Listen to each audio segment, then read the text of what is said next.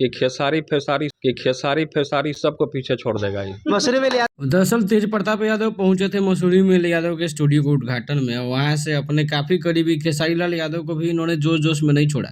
अब खेसारी लाल यादव के फैंस सोच रहे होंगे कि भाई खेसारी लाल यादव इनके क्या बिगाड़े थे। कुछ समय पहले इंटरव्यू दिए थे कि पवन सिंह अच्छे आदमी नहीं है, खेसारी लाल अच्छा आदमी है, एक बार फोन उठा लेता है। अरे यार, आपका बिहेवियर अगर ऐसा रहेगा तो कौन फोन उठाएगा महाराज। ये है कि पवन सिंह को थोड़ा जल्दी बुद्धि आता है, खेसारी लाल यादव को थोड़ा लेट समझ में आता है।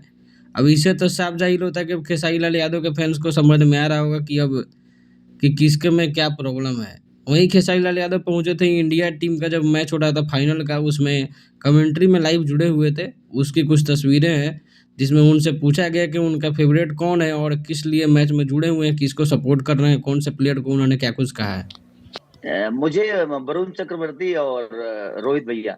अब छपड़ा लवट के न जाएंगे, नून रोटी खाएंगे, जिंदगी संग ही बिताएंगे। ठीक है, छपरा लौट के तो नहीं जाएंगे खेसारी लाल यादव जी, लेकिन आरजेडी के खेमा में भी थोड़ा जाने का कम प्रयास कीजिएगा। थोड़ा तेज प्रताप यादव से दूरी बना लीजिए, थोड़ा आपको भी समझ में आ जाएगा कहीं ये वीडियो क्लिप देख के। ऐसे काहे लोग इनसे दूरी बना लेता है, काहे पवन सिंह जी फ़ोन नहीं उठाते हैं, थोड़ा सा आपको भी समझ में आ जाएगा। और खेसारी लाल यादव के जितने भी फैंस हैं उनको भी थोड़ा सा समझ में आ जाएगा। समझ में क्या, कन्फ्यूज हो जाएंगे कि अरे भाई अब बोलूँ तो क्या बोलूँ, करूँ तो क्या करूँ। बाकी आप अपनी राय दीजिएगा, वीडियो कैसी लगी। मिलते हैं अगले वीडियो में।